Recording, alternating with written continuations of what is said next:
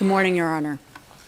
Mirëmëngjes, i nderuar gjykatës, zonia administratore të gjithë të pranishme në këtë sallë. Gjyqi, i nderuar gjykatës, jam i lumtur që kam mundësinë që të flas këtu.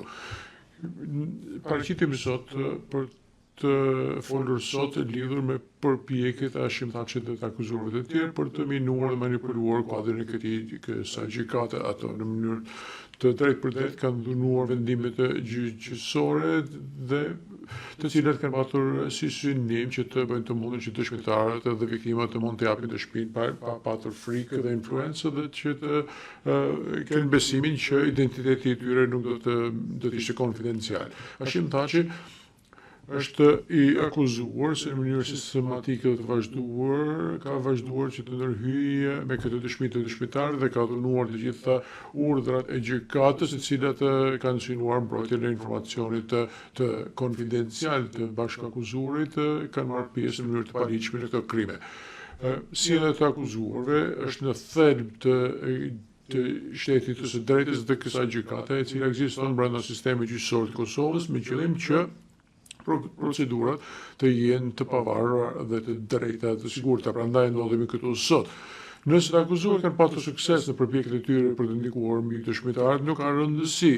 Arsyeja se pse i kemi dhënë burimin kësaj çështje është që të mbrojmë integritetin e procedimit në çështjen 6 për të bërë të mundur që bota dhe publiku i Kosovës ta kuptojnë se çdo kush që përpiqet për të ndërhyrë, për të mos lejuar dëshminë e vërtetë të çdo dëshmitari që vjen përkara këtij trupi gjykues do të japë llogari. Mbrojtja e shtetit së drejtës do të thotë që askush nuk është mbi këtë ligj. Ligji zbatohet në mënyrë të barabartë për të tërë. Ne dimë se populli i Kosovës i merr seriozisht këtë akt akuze për shkak se krijimi i kësaj gjykate nuk ishte të bënte thjesht me krimet e luftës e krimet kundër njerëzimit, por përfshinte në mënyrë specifike edhe krimet e parashikuara në këtë çështje gjyqësore. Pengimin i personit zyrtar në kryerjen e detyrave zyrtare, dhunimi i sekretit të procesit dhe mosbindja e gjykatës. Ne dimë që populli i Kosovës dëshiron që të zbatohet shteti së drejtës në gjykatat e veta dhe këtë e pranojnë si diçka thelbësore. Dhe duke patur parasysh se një grup i vogël për i fuqishëm njerëzish në Kosovë vendosin interesat e tyre mbi ato të tjerave, do të paraqiten çështje në këtë çështje, të cilat do të ekspozohen dhe dënojnë këtë grup të vogël.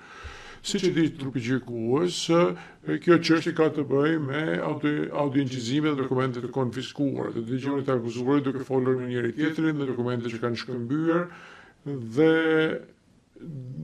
pjesë e rëndësishme e kësaj çështje gjykatës të gjykimit do të ishte edhe përcaktimi se çfarë kanë patur parasysh me fjalët e tyre.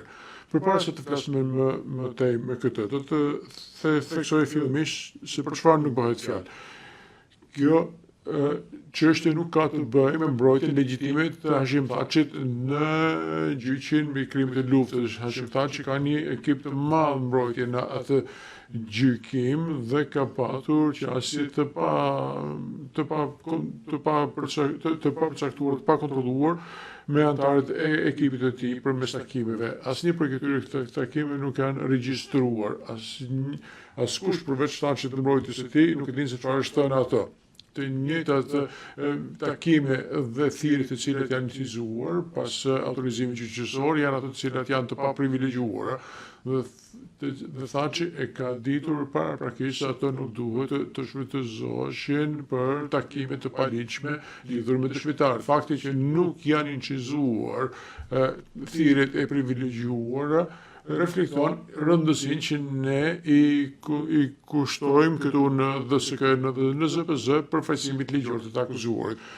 Ky procedim penal nuk ka të bëjë me kontrollin e fjalëve, as me të drejtën e akuzuar për të folur lirisht. Në këtë rast nuk është për të drejtën e Thaçit për të kundërshtuar akuzat në çështjen 6 apo për të luajtur rol aktiv në mbrojtjen e tij. Asnjë prej këtyre nuk përbën krim.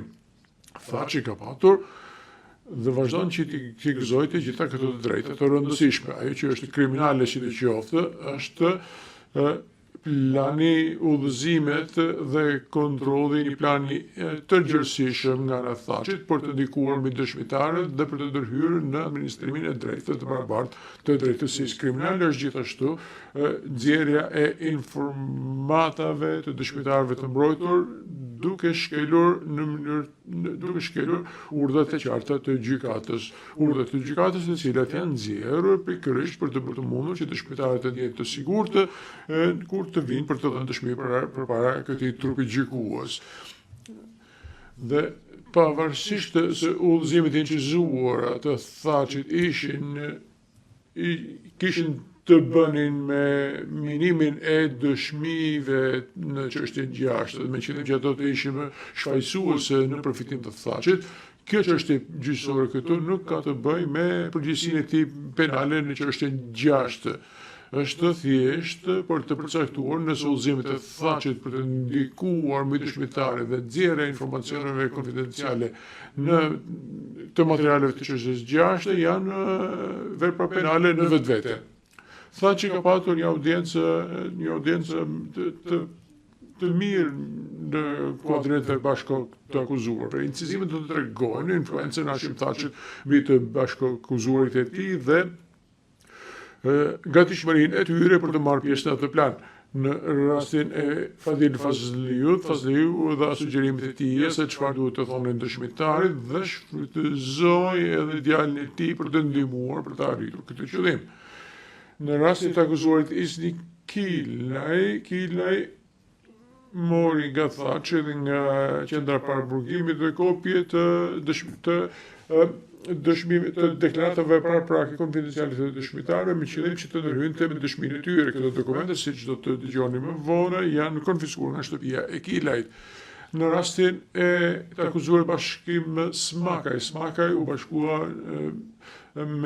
me përpjekjet e Thaçit për të përpuzur disa dëshmitarë dhe mori një dokument të printuar 10 faqesh i cili tregonte përgjegjësinë penale të Thaçit në çështjen 6 dhe cila ishte në përputhje me udhëzimin që kishte dhënë Thaçi për këto dëshmitar. Ky dokument, siç do të dëgjoni më vonë, është konfiskuar nga makina e Smakajt.